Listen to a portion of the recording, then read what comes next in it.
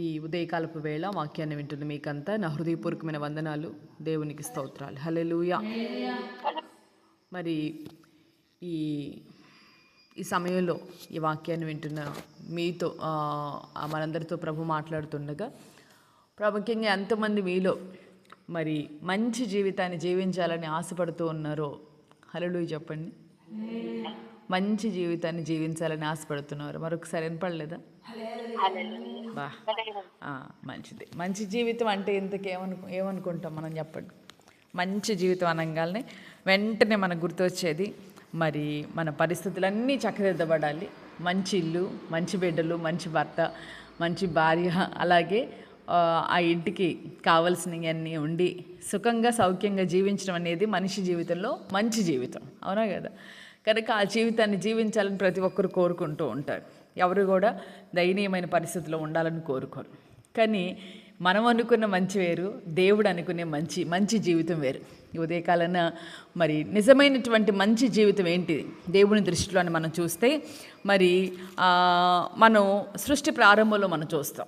దేవుడు సృష్టి చేసినప్పుడు మరి దేవుడు సూర్యుడిని కలుగు చేసిన విధానం కానీ, చంద్రుడిని కలుగు చేసిన విధానం కానీ, అలాగే మరి సముద్రాన్ని, సమస్తాన్ని, చెట్లని అన్నిటినీ దేవుడు చేసినప్పుడు ఆయా సమయాలు ఒక్కొక్క దినం ఒక్కొక్క సృష్టిని దేవుడు చేస్తూ ఉన్నప్పుడు మరి ప్రతిదీ కూడా దేవుడు సూర్యుడు కలుగును గాక అంటే కలగడమే కాదు, సూర్యుడిని ఒక ఉద్దేశంతో దేవుడు కలుగు చేశాడు.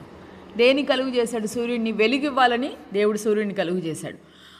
ఎప్పుడైతే ఆ ఉద్దేశంతో దేవుడు సూర్యుడిని కలుగునుగాక అన్నప్పుడు సూర్యుడు అదే పని చేసి వెలుగునిచ్చినప్పుడు దేవుడు ఇది మంచిది అని దేవుడు చూసినట్లుగా మనం చూస్తున్నాం.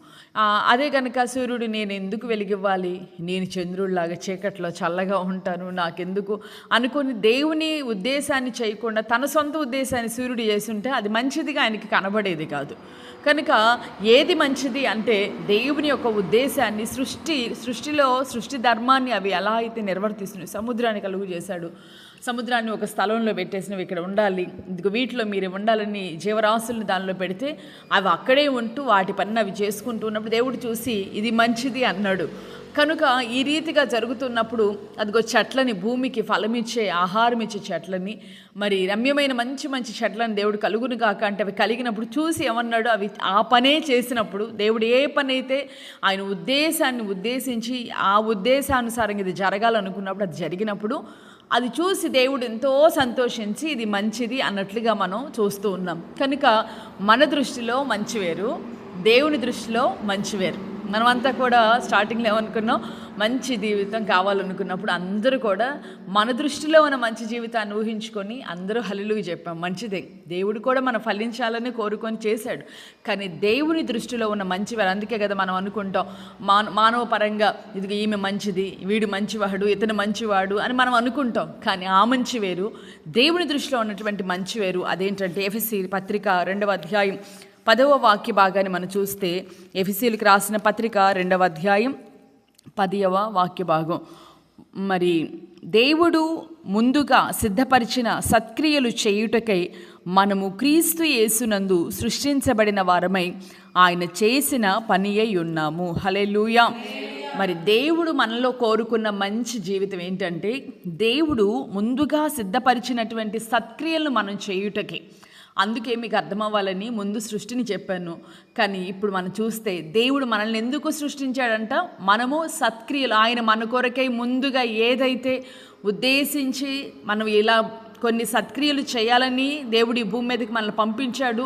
ఆ సత్క్రియలు మనం చేసేదానికే దేవుడు మనల్ని సృష్టించాడు. మనం ఆయన చేసిన ఆయన పని అయి ఉన్నాము అని ఇక్కడ బైబిల్ గ్రంథం సెలవిస్తూ ఉంది. హల్లెలూయా, హల్లెలూయా. కనుక మనం ఎందుకు అంటే దేవుని దృష్టిలో మంచి జీవితం ఏంటి అనంటే మన కొరకు దేవుడు ఏదైతే ఒక ఉద్దేశానుసారంగానే మనల్ని భూమి మీదకి పంపించాడు. అంతేకాకుండా అవి సత్క్రియలు, మంచి క్రియలు, మంచి పనులు చేయడం కొరకు దేవుడు మనల్ని భూమి మీదకి పంపించాడు. దేవుని దృష్టిలో మంచి జీవితం ఏంటంటే అదిగో ఆ ప్రకారంగా ఆయన ఉద్దేశానుసారంగా మనం జీవిస్తే అది మన జీవితంలో మంచి జీవితంగా దేవుడు చూస్తాడు. హల్లెలూయా. కనుక మనం ఇది అర్థం అవ్వాలంటే చూడండి, బాగా మనకు తెలిసిన ఆ వృత్తాంతం బైబిల్ గ్రంథంలో యాకోబు ఏశావు అన్నదమ్ముల యొక్క ఆ యొక్క ఏశావు యాకోబుల యొక్క వృత్తాంతాన్ని మనం చూస్తే మరి మన దృష్టిలో ఏశావు అనగానే ఏమనిపించిందంటే జాలేసింది. తప్పకుండా ఏశావు నిజంగా అన్నిటినీ కోల్పోయాడు కనుక ఏశావే మంచోడు, యాకోబు పేరే మోసగాడు కాబట్టి యాకోబు మంచోడు కాదు, ఏశావు చాలా మంచోడు అని మనం అనుకుంటాం. కానీ బైబిల్ సెలవిస్తుంది, రోమాపత్రిక 9వ అధ్యాయం 10 నుంచి కొన్ని వాక్య భాగాలు మనం చూసినప్పుడు మరి వాళ్ళు 12వ వచనం చివరి వాక్య భాగాన్ని మనం చూస్తే పిల్లలింకా పుట్టి మేలైనను కీడైనను చేయకముందే పెద్దవాడు చిన్నవానికి దాసుడగునని ఆమెతో చెప్పబడెను. ఇందును గూర్చి నేను యాకోబుని ప్రేమించి తిని ఏశావును ద్వేషించి తిని అని వ్రాయబడి ఉన్నది అని ఇక్కడ చూస్తున్నాం. ఏంటంటే వీళ్ళు ఇంకా ఇంకా తల్లి గర్భంలోనే ఉన్నారు. కానీ దేవుడు ఏమన్నాడు, నేను యాకోబుని ప్రేమించాను, ఏశావు నేను ద్వేషించానని సాక్షాత్తు దేవుడే చెప్తున్నాడు. ఇది మరి దేవుని బిడ్డలుగా చాలా దీని గురించి నేను వివరించాల్సిన అవసరం లేదు. కానీ మనకి ఏశావు యాకోబుల యొక్క జీవితం ఏంటో మనకు తెలుసు. యాకోబుని మనం చూసాం కదా, మనం ఏమనుకున్నాం, ఏశావు చాలా మంచివాడు, దేవుడు యాకోబుని ఎందుకు ప్రేమించాడు, ఏశావుని ఎందుకు ద్వేషించాడు అని మనకి డౌట్ వస్తుంది. కానీ దేవుని దృష్టిలో మంచి ఏదో మనం వీళ్ళిద్దరిని బట్టి మనం తెలుసుకోవచ్చు.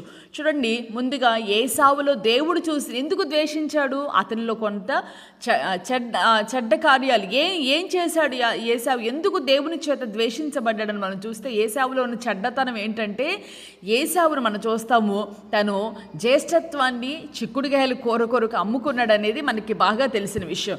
అయితే అసలు జ్యేష్ఠత్వం అంటే ఏంటి అనంటే, బైబిల్ గ్రంథంలో జ్యేష్ఠత్వానికి ఉన్న విలువ, ప్రపంచంలోనే శ్రేష్టమైనది ఏదైనా ఉంది అంటే జ్యేష్ఠత్వం.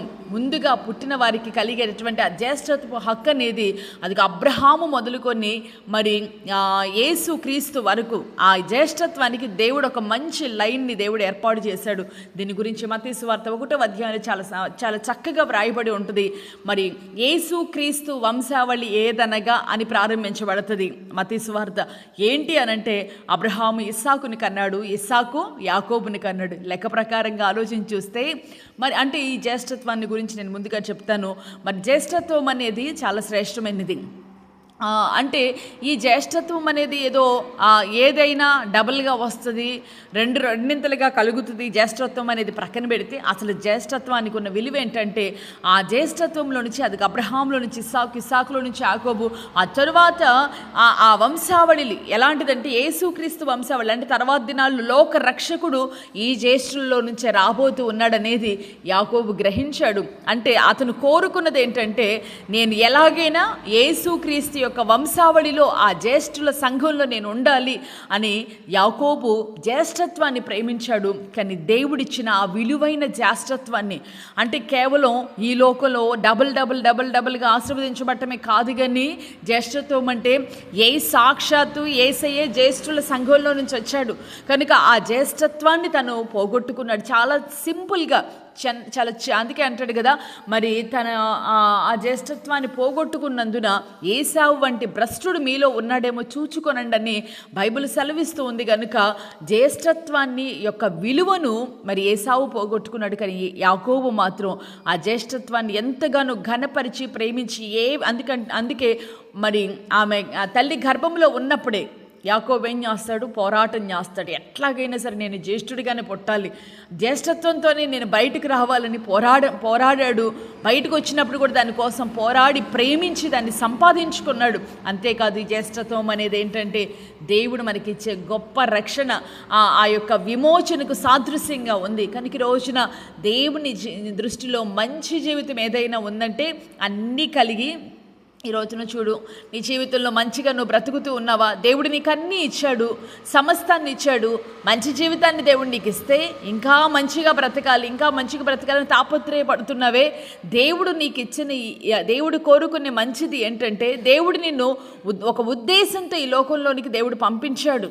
ప్రాముఖ్యంగా మనం చూస్తే ఆ రోజున అబ్రహాముకి నిజంగా పుట్టింది ఎవరండి? ఇష్మాయేలు పుట్టాడు. కానీ ఇష్మాయేలు వెనక్కి వెళ్ళిపోయాడు, ఇస్సాకు వచ్చాడు. అలాగే మరి తర్వాత దినాల్లో ఏసావు ఆ ప్లేస్లో ఉండాలి, కానీ ఏసావు వెనక్కి వెళ్ళాడు. యాకోబు ఆ ప్లేస్లోనికి రావడం జరిగింది. కానీ మరి వాళ్ళు దేవుని కృపచేత యేసుక్రీస్తు వంశావళులు ఎలా అయితే ఉన్నారో ఈ రోజున దేవుని యొక్క చిత్తానుసారంగా చాలామందిని దేవుడు కృపచేత రక్షిస్తూ ఉన్నాడు. రక్షించబడిన మనమైనా ఇంకా రక్షణ లేని వారైనా దేవుడు ఇస్తున్నటువంటి ఉన్నతమైన రక్షణ మనం పొందాలి. అంతేకాకుండా ప్రాముఖ్యంగా మంచి జీవితం ఏంటి? ఈ రోజున దేవుడు నీకు అన్నీ కలుగు చేయాలనే దానికంటే ఈ రోజున అన్ని దేవుడు నీకు ఇచ్చాడా? ఏం చేస్తున్నావు? దేవుడి దృష్టిలో మంచిది ఏదైనా ఉంది అంటే ఒక పర్పస్ చేత దేవుడు మనల్ని లోకంలోనికి పంపించాడు. ఒక ఉద్దేశం మన జీవితంలో ఉంది. ఆ ఉద్దేశాలని మనం సఫలం చేయాలి. సత్క్రియలు మనం చేయుట కొరకే దేవుడు మనల్ని సృష్టించాడు. చూడండి, సూర్యుడు ఆయన మాట విన్నాడు. సృష్టి ఆయన ఏదైతే వాళ్ళని ఏ ఉద్దేశంతో అయితే దేవుడు కలుగును కాక అన్నప్పుడు అవి ఆ పనే చేసి కనుకే దేవుడు వాటిని మంచిది అని చూశాడు. ఈ రోజున దేవుడు మనలో మంచి చూస్తూ ఉన్నాడా? నీలోనైనా నాలోనైనా తప్పనిసరిగా ఆ సత్క్రియలను దేవుడు మనలో చూసినప్పుడే మన జీవితం మంచిదిగా దేవునికి కనబడుతుంది. హల్లెలూయా. తప్పనిసరిగా ఈ ఉదయకాలాన్ని ఈ మాటలను బట్టి మనం దర్శించబడాలి. దేవుడిచ్చేటటువంటి మంచి జీవితం ఏంటి అని అంటే మన కొరకైనటువంటి ఆయన ఉద్దేశాలని, ఆ సంకల్పాలని దేవుడు మనకి ఏదైతే ఈ భూమి మీదకి, అందుకే మరి దావీదు మహారాజు కూడా అంటాడు కదా, నేను తల్లి గర్భములో ఉన్నప్పుడు, పిండముగా ఉన్నప్పుడే నువ్వు నన్ను చూసావయ్యా. అంతేకాదు దేవుడు ఇర్మియాతో కూడా అంటాడు, తల్లి గర్భంలో నీవు రూపింపబడక మునిపే నేను నిన్ను ప్రతిష్ఠించాను ఇర్మియా అంటున్నాడు. ఇది కేవలం ఇర్మియాతోనే కాదు, మనకందరికీ కూడా సంబంధించిన చక్కటి వాక్య భాగం. దేవుడు తల్లి గర్భములో ఉన్నప్పుడే మనల్ని దేవుడు ప్రతిష్ఠించుకున్నాడు ఆయన బిడ్డలుగా. కనుక ఆయన ఒక గొప్ప ఉద్దేశం చేతే మనల్ని దేవుడు పంపించాడు. అంతేకాదు చూడండి, తల్లి గర్భంలో మన పిండముగా ఉన్నప్పుడు అందరికంటే మనల్ని ముందుగా చూసింది మనల్ని సృష్టించిన సృష్టికర్త. ఆయన మనల్ని ముందుగా చూశాడు. ఎలా చూశాడో తెలుసా? కొన్ని నీ కొరకైనటువంటి సత్క్రియలు ఆయన మనసులో ఉన్నాయి, వాటిని నువ్వు చేయాలి ఈ లోకంలో ఉండగానే. హల్లెలూయా. దేవుడు కోరుకునే మంచి వేరు, మనం మనుషులుగా చూసే మంచి వేరు. ఆ రోజున అందుకే కదా సమూయేలు ప్రవక్త కూడా మరి అతని ఇంటికి వెళ్ళినప్పుడు, యెషయా ఇంటికి వెళ్ళినప్పుడు మరి అందరినీ చూసి వీరు బాగున్నారు, మంచిగా ఉన్నారు అనుకున్నాడు పై రూపాన్ని చూసి. కానీ దేవుడు అంటాడు, పై రూపాన్ని చూడొద్దు, నేను హృదయ అంతర్భాగాలను చూస్తానని దావీదుని ఎన్నుకున్నట్లుగా ఈ ఉదయకాలాన దేవుడు కోరుకునే మంచి జీవితం ఏంటో నీవు దానిని నువ్వైనా నేనైనా జీవించాలి. ఏంటి అంటే పైకి మంచిగా బ్రతకడం కాదు, కానీ నీ హృదయం మంచితనాన్ని కలిగి ఉండాలి. దేవుని సత్క్రియలను చేయాలి. అంతేకాదు ఏ ఉద్దేశమైతే నీ ఎడల దేవుడు కలిగి ఉన్నాడు దాన్ని నువ్వు గ్రహించాలి, ఆ రీతిగానే నువ్వు జీవించాలి. అంతేకాని నా ఇష్టం, నా జీవితం, నా బ్రతుకు, మీరెవరు నా మీద అజమాయిషి చేయడానికని కొంతమంది చూడండి సేవకుల్ని నిలదీసేవాళ్ళు. ఇంట్లో వాళ్ళు ఎవరైనా మంచి విషయాలు చెప్తే వాళ్ళని కూడా నువ్వెవరు అని తల్లిదండ్రులు బిడ్డల్ని ఇట్లాగా భార్య భర్తకి చెప్పినా, మరి భర్త భార్యకి చెప్పినా నువ్వెవరు నాకు మంచి చెప్పడానికి, ఎవరు నువ్వని నిలదీయడం కాదు, నీవెవరు అని ప్రశ్నిస్తున్నాడు దేవుడు. నీవు మంచి జీవితాన్ని జీవించాలి, అంతేకా నా జీవితం నా ఇష్టం అన్నట్లుగా మనం బ్రతకూడదు. ఉదయకాలన మరి సృష్టి నోరు లేని అవే దేవుని యొక్క పని చేయటంలో దేవుని ఉద్దేశాన్ని సఫలం చేస్తే ఉదయకాలన ఆయన రూపులో మనల్ని చేసుకున్నాడు. మనల్ని అయితే ఆయన చేతితో ఎంతో ప్రేమతో మనల్ని చేసుకున్నాడు. మరి మనము దేవుని దృష్టిలో ఆయన ఏదైతే ఉద్దేశించాడో ఆ ఉద్దేశాలను మనం సఫలం చేస్తూ ఉన్నామా? మంచి జీవితాన్ని మనం జీవిస్తూ ఉన్నామా? దేవుని ఉద్దేశాలు చాలా ఉన్నతమైనది. ఆయన ఉద్దేశించినది చాలా గొప్పదిగా ఉంటుంది. ఆ రోజున చాలా పేద కుటుంబంలో ఒక దైవ సేవకుని కుటుంబం, చాలా పేద కుటుంబం.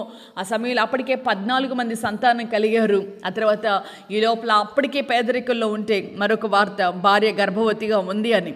ఆ సమయంలో ఏం చేయాలో తెలియని పరిస్థితి, అప్పటికే కడు పేదరికంలో వాళ్ళు ఉన్నారు. అయినప్పటికీ చేసేది ఏమీ లేక దేవుని చిత్తాన్ని నెరవేర్చాలి అనుకొని ఆ యొక్క గర్భాన్ని ఉంచినప్పుడు ఆ సమయంలో ఒక శ్రేష్టమైన కుమారుడు ఆ కుటుంబంలో జన్మించడం. అంతేకాదు అతను ఎవరో కాదు, మరి 19వ శతాబ్దంలో మరి ప్రపంచాన్ని తన వాక్యముల చేత ఉర్రూతలూగించి మరి ఇంగ్లాండ్ దేశాన్ని కదిలించినటువంటి గొప్ప దైవజనుడు జాన్ వెస్లీ గారు 15వ కుమారునిగా కుటుంబంలో జన్మించాడు. గల కారణం దేవుని ఉద్దేశంలో చాలా గొప్పవిగా మన జీవితంలో నెరవేర్చబడతాయి.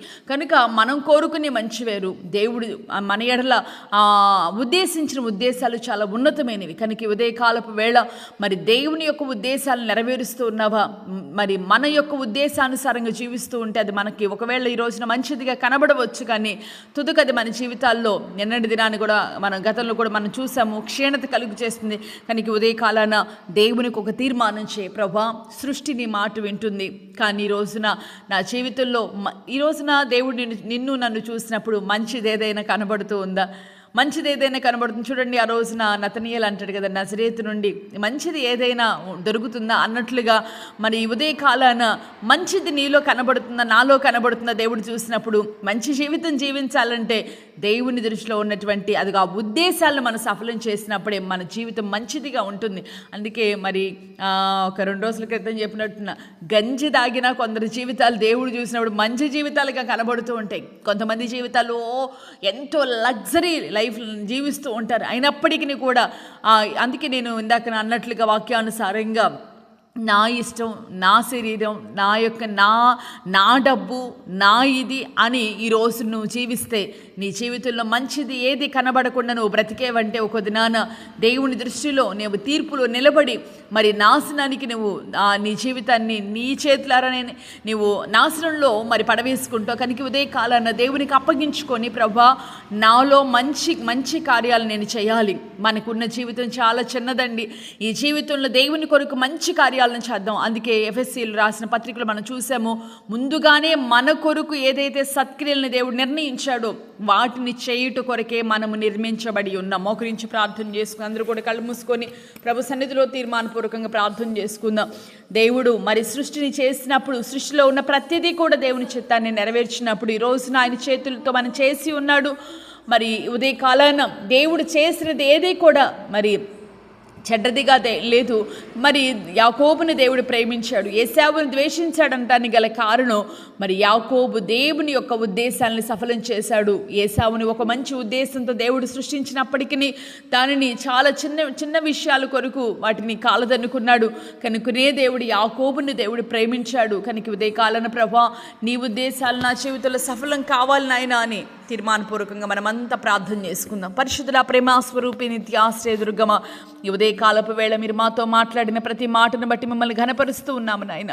నీవెంతైనా నమ్మదగిన దేవునిగా మీరు ఉన్నారయ్యా. ఈ ఉదయకాలపు వేళ నా తండ్రి ఈ వాక్యాన్ని వింటున్న వారి జీవితాలలో అయ్యా ప్రతి బిడ్డ నీ దృష్టిలో మంచి జీవితం ఏదో మాకు మీరు తెలియజేసి ఉండగా నాయన, మేమనుకున్నట్లుగా ఈ లోకంలో మంచి వాటిని, మంచి వస్తువులు, మంచి స్థితిగతులు, మంచి నాయన ఇదిగో తండ్రి మంచిది ఈ లోకపరమైనటువంటి మంచి స్థితిగతుల్లో మేము ఉండటమే మంచిది అని మేము అనుకుంటూ ఆ మంచి జీవితం మాకు కావాలి నాయన అని మేము ఆశించడం అనేది చాలా పొరపాటు. ఎందుకంటే నీ దృష్టిలో మంచిది ఏదో మీరు మాకు తెలియజేసి ఉండగా అయ్యా సృష్టి నీ మాట విన్నది నాయన. మేము ముందుగా మా కొరకు నిర్ణయించబడిన సత్క్రియలు చేయుట కొరకే మీరు మమ్మల్ని చేసి ఉన్నారని, మేము మీ పని అయి ఉన్నామని మీరు సెలవిస్తూ ఉండగా ఆ మాటల ప్రకారంగా ఇక నుండి మేము జీవించాలి. ఈ మాటలు వింటున్న వారి జీవితాల్లో ఈ మాటలు ఫలించినట్లుగా సహాయం చేయండి నాయన. అంతేకాదు నాయన అయా ఈ లోకంలో శ్రేష్టమైనటువంటి రక్షణ భాగ్యాన్ని పొందుకొని ఆ జ్యేష్ఠత్వపు హక్కుని ప్రతి బిడ్డ పొందుకున్నట్లుగా ఏశావు వల్లే పోగొట్టుకొని ఇదిగో తండ్రి నా ఇష్టం నాది అన్నట్లుగా బ్రతకక నాయన ఈ లోకంలో ఉండగానే గొప్ప రక్షణ పొందుకొని నీలో నాయన సత్క్రియలను చేస్తూ అయా నీ ఎదుట నాయన మంచి వారిగా నీ దృష్టిలో మంచి సత్క్రియలు మేము చేయాలి నాయన. మనుషుల ఎదుట మేము మంచివారమని అనిపించుకోవడం కాదు నాయన, మనుషుల పనికొచ్చే మంచితనం కాదు కానీ ప్రభా అయ్యా మీరు మమ్మల్ని చూసినప్పుడు మాలో మంచి కనబడాలి. అది మంచి జీవితంగా మీరు మమ్మల్ని చూసి మా యందు మీరు సంతోషించి ఆ మంచి దేశంలోనికి మీరు మమ్మల్ని ప్రవేశపెట్టేటకు ప్రభా ఈ లోకంలో ఉండగానే నేను ప్రభా సత్క్రియలు చేస్తూ నీ దృష్టిలో నాయన మంచి జీవితాన్ని జీవించడానికి సహాయం చేయమని ఉదయకాలన పెళ్లి రోజులు పుట్టినరోజులు జరుపుకుంటున్న వారిని మీరు నిండారులుగా దీవించి అత్యధికమైన క్షేమాన్ని వారి కలుగు చేయమని ప్రార్థిస్తూ యేసు నామములో అడిగి వేడుకొనుచు ఉన్నాను తండ్రి, ఆమేన్. దేవుడు నిశ్చయంగా ఈ దినమంతా మీకు తోడై ఉండి దేవుని దృష్టిలో మంచి జీవితాన్ని జీవించి ఆయన కొరకు సత్క్రియలను ఏదైతే మీ యొక్క జీవితాలని దేవుడు ఏ సత్క్రియలను చేయుట కొరకు ఈ లోకానికి దేవుడు పంపాడో ఆ కార్యాలను చేయుటకు దేవుడు మీకు కృపనిచ్చి ఆయన యొక్క ఉద్దేశాలు నెరవేర్చగలిగినటువంటి కృపను నా దేవుడు మీకు దయచేయునుగాక. ఆమేన్.